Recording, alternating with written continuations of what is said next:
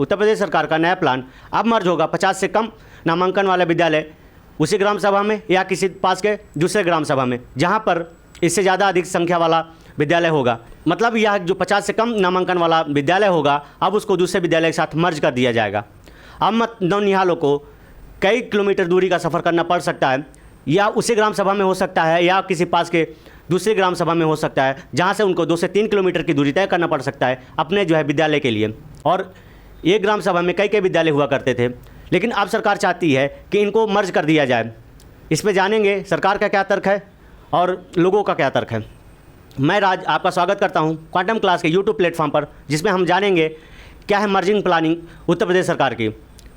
अगर हम इस पर बात करें तो जो है उत्तर प्रदेश सरकार यह चाहती है कि शिक्षा की क्वालिटी पर सुधार हो और इनकी गुणवत्ता बढ़ाई जाए और इनको जो है प्राइमरी स्कूलों को जो है सुख सुविधाओं से लैस किया जाए। लेकिन कहाँ तक ये सही साबित होगा, कहाँ नहीं, ये तो आने वाला वक्त ही बताएगा। और जो लोग हैं इसका पुरजोर विरोध कर रहे हैं। गांव-गांव, गली-गली और ट्विटर अभियान के माध्यम से लोगों ने जो है इसका विरोध करना शुरू कर दिया है। लोग जो है विलेज से विलेज स्कूल के नाम से कैंपेन चला रहे हैं ट्विटर पर और गांव-गांव, गली-गली में घूमकर इसका विरोध कर रहे हैं। और साथ ही साथ जो शिक्षा संघ से जुड़े लोग हैं वो भी इसका पुरजोर विरोध कर रहे हैं, क्योंकि बीते कई सालों से ना तो शिक्षक भर्ती आई है और ना ही नए पद निकाले जा रहे हैं। नए पद तो छोड़िए, पुराने पद ही नहीं भरे जा रहे हैं, तो नए पदों की क्या बात करना है। अगर विद्यालय कम होंगे तो इसका जो परिणाम होगा वो आने वाली भारतीयों पर होगा। और साथ ही साथ जो शिक्षक इस वक्त कार्यरत हैं उनको भी निकाला जा सकता है, उन पर भी खतरे की घंटी लटक रही है।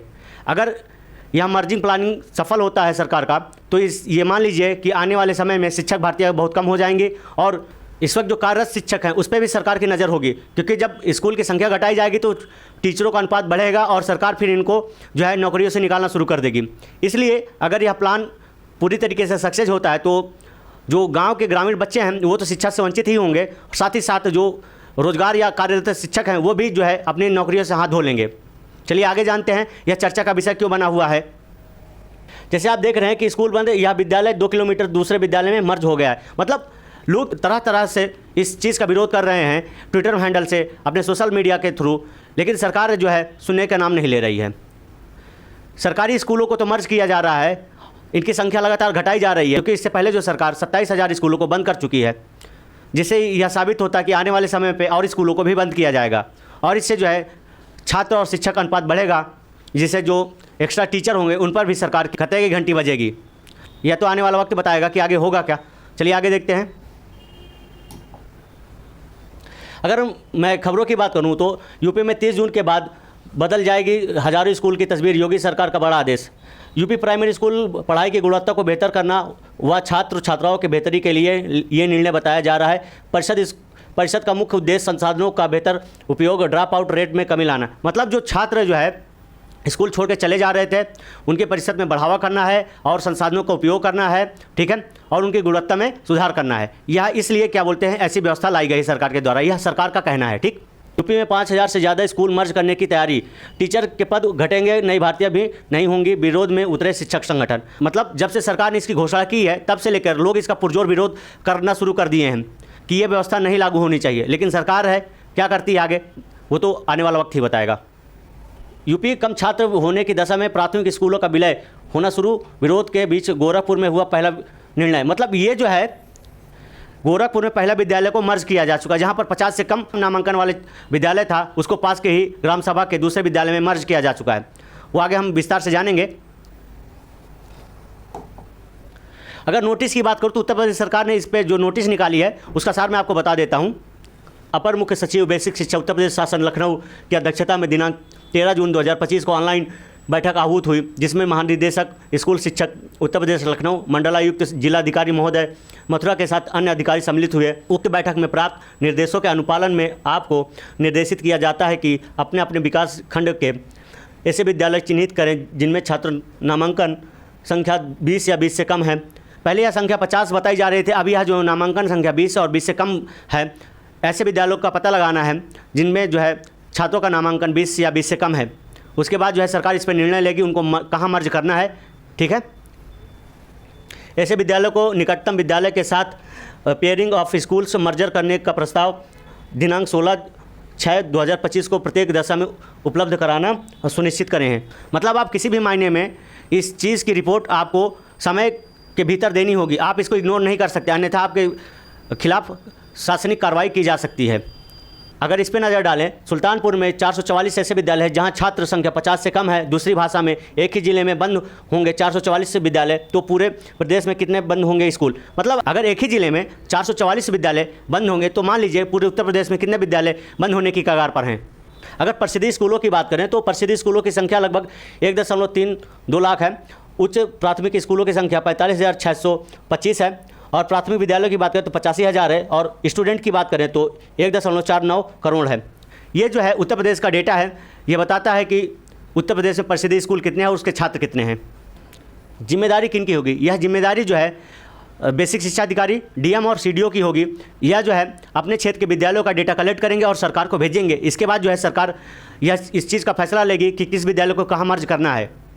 इसकी अनदेखी नहीं की जा सकती, अन्यथा अगर आप अनदेखी करेंगे तो सरकार आपके खिलाफ एक्शन ले लेगी। चलिए आगे देखते हैं।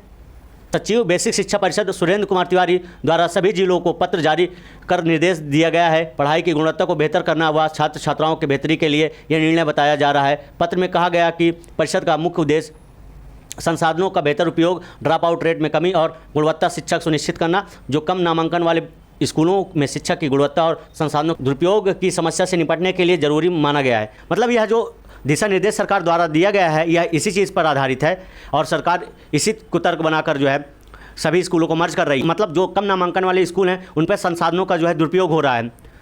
इस कारण से हम स्कूलों को मर्ज करके सुविधाजनक बनाएंगे और संसाधनों का सही उपयोग करेंगे। शिक्षक संघ के सदस्यों का क्या कहना है, एक बार इस पर नज़र डाल लेते हैं।